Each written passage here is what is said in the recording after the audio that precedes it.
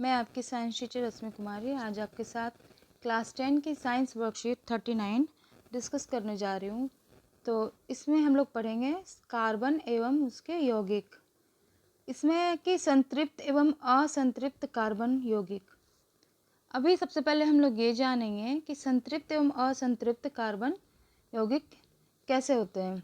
अभी तक आपने पढ़ा था हाइड्रोकार्बन के बारे में, जिसमें कि हाइड्रोकार्बन में कार्बन एवं हाइड्रोजन के परमाणु एक दूसरे के साथ आबंधित होते हैं और उनमें दूसरे परमाणु भी हो सकते हैं।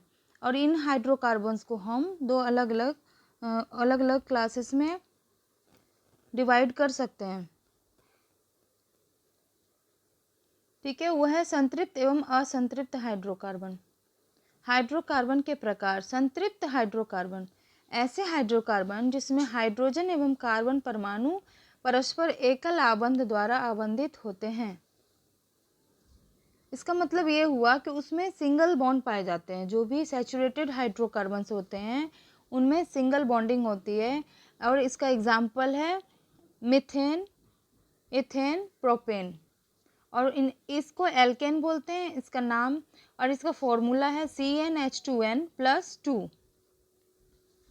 ठीक है, जबकि असंतृप्त हाइड्रोकार्बन वैसे हाइड्रोकार्बन्स होते हैं जिनमें सभी कार्बन परमाणु परस्पर द्वि या त्रिआबंध यानी कि डबल या ट्रिपल बॉन्ड के द्वारा बंधे होते हैं।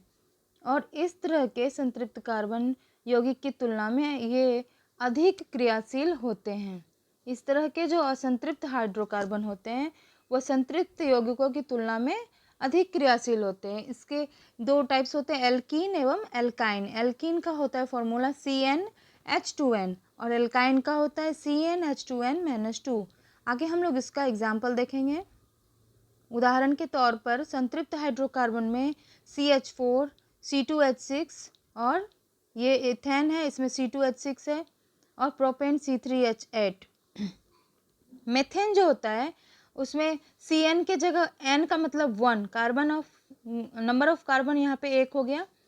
तो H2n कितना, H2n जो होगा वो n का दुगुना हो जाएगा। तो नहीं 2 इंटू 1 2 + 2 यानी कि 4। और इथेन में C2 तो यहाँ पे 2 रखेंगे तो H6 हो जाएगा यानी कि C2H6।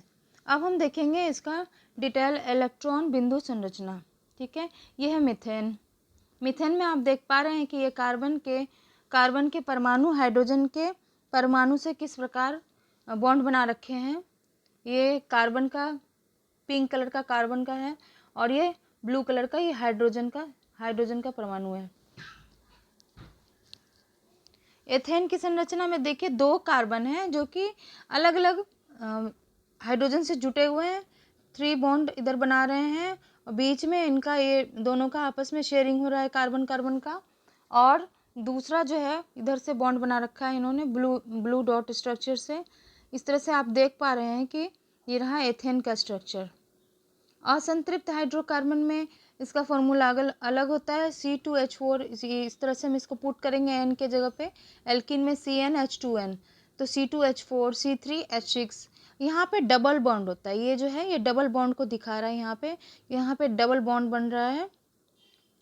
और एथाइन में यानी कि एल्काइन में यहाँ पे ट्रिपल बॉन्ड बन रहा है।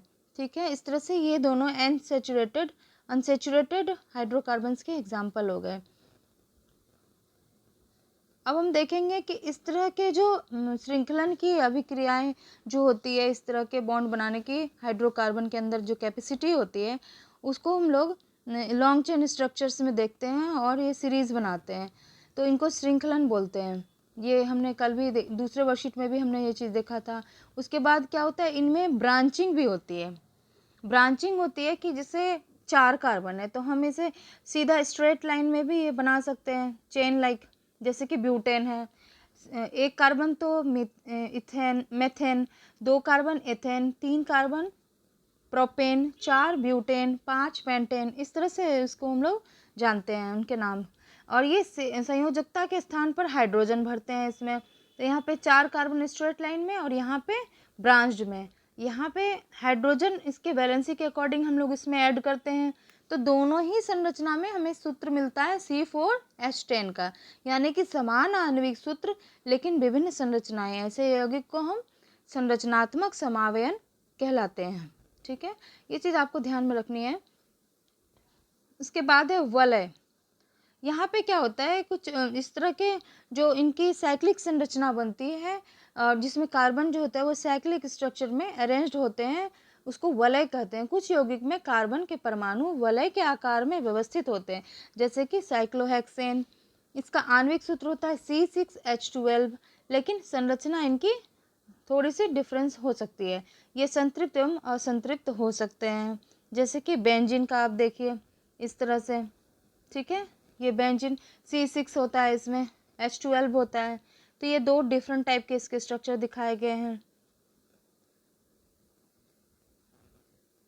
अब है प्रकार्यात्मक समूह, मतलब फंक्शनल ग्रुप्स। अगर हाइड्रोकार्बन की श्रृंखला में एक या अधिक हाइड्रोजन को हम हैलोजन ग्रुप यानी कि फ्लोरीन, क्लोरीन, ब्रोमीन, आयोडीन या फिर ऑक्सीजन या नाइट्रोजन सल्फर से हम प्रतिस्थापित कर दें, यानी कि उससे रिमूव करके दूसरे ग्रुप को वहाँ पे ऐड कर दें, जोड़ दें, तो उस कार्बन की ताकि संयोजकता बनी ही रहे, तो इस तरह से जो परमाणु बनते हैं उनको हम लोग, उस परमाणु को हम लोग प्रकार्यात्मक समूह के रूप में जानते हैं। और ये यौगिक जो होते हैं उनको ये विशिष्ट गुण प्रदान करते हैं। यह गुण कार्बन श्रृंखला की लंबाई और प्रकृति पर निर्भर नहीं होती है, क्योंकि यह सिर्फ प्रकार्यात्मक समूह की वजह से होते हैं। तो इस तरह के जो फंक्शनल ग्रुप होते हैं, जैसे कि फ्लोरीन, क्लोरीन, ब्रोमीन, आयोडीन, इनको हमने उसमें जोड़ा तो इससे उनके अंदर विशिष्ट गुण आ जाते हैं। लेकिन हम इस समूह को क्या कहते हैं, प्रकार्यात्मक समूह, यानी कि फंक्शनल ग्रुप। ठीक है, इसके कुछ एग्जांपल्स देखेंगे हम लोग इस चार्ट में। हालांकि चार्ट उतना क्लियर नहीं है, फिर भी समझने की कोशिश करेंगे। बुक्स में दिया गया है, अगर आप बुक्स में इसको अच्छे से पढ़ेंगे, एक बार मैं समझा दूँ आपको। ये है क्लोरीन, ब्रोमीन। क्लोरीन और ब्रोमीन है, अगर इसको हम किसी भी एल्केन में इसको हम प्रतिस्थापित करते हैं हाइड्रोजन की जगह, तो वहाँ पे हेलो ग्रुप जुड़ता है, जैसे क्लोरो, ब्रोमो, है ना, फ्लोरो, इस तरह से। और ऑक्सीजन ग्रुप जुड़ता है, तो वो ऑक्सीजन के कैसे कैसे जुड़ सकता है, या तो अल्कोहल के रूप में, तो वहाँ पे OH लिखाएगा, हाइड्रोक्सिल ग्रुप जुटा। और ये है एल्डिहाइड के रूप में तो CHO, कीटोन के रूप में तो CO, कार्बोक्सिलिक एसिड के रूप में COOH। इस तरह से है ये आपके डिफरेंट प्रकार्यात्मक समूह। अब है कुछ क्वेश्चंस, आइए डिस्कस करते हैं। सबसे पहला क्वेश्चन है पेंटेन A में और B में प्रोपीन, इन दोनों की इलेक्ट्रॉन बिंदु संरचना, जिसमें कि आबंध युक्त संरचना, इनका आपको चित्रण करना है। आइए देखते हैं, ये रहा पेंटेन का स्ट्रक्चर। ये देखिए, ये है आबंध वाली संरचना ऊपर वाली, और नीचे ये डॉट स्ट्रक्चर दिखाया गया। किस तरह से हम इसको, डॉट का मतलब हुआ ये इलेक्ट्रॉन बिंदु संरचना। ठीक है, ध्यान से इसको समझने की कोशिश करेंगे। देख रहे हैं हर कार्बन अपना ऑक्टेट पूरा कर रहा है, और ये हाइड्रोजन के पास 2 चाहिए तो वो 2 के लिए अपना ऑक्टेट पूरा कर रहा है। इस तरह से सहसंयोजक बंधन यहाँ पे बन रहा है दोनों के सहयोग से। ठीक है, देन है प्रोपीन।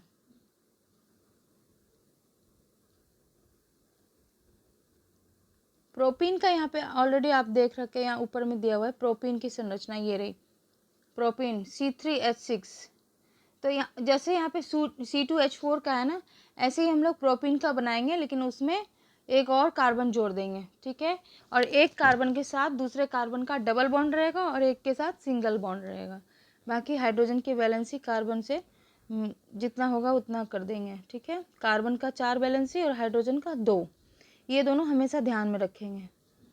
दूसरा क्वेश्चन है आपका, ये एथेन की इलेक्ट्रॉन बिंदु संरचना एवं आबंध युक्त संरचना का चित्रण कीजिए, और इसकी संयोजकता को संतुष्ट करने के लिए 2 कार्बन परमाणुओं के बीच कितने आबंध आवश्यक हैं।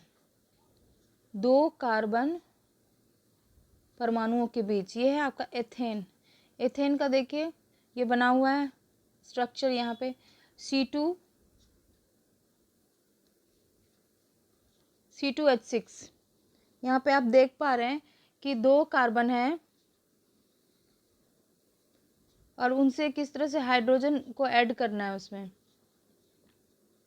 डॉट संरचना इसमें बनी हुई है, आप उसको ध्यान से देखिए, ये रही C2H6, एथेन की हाइड्रोजन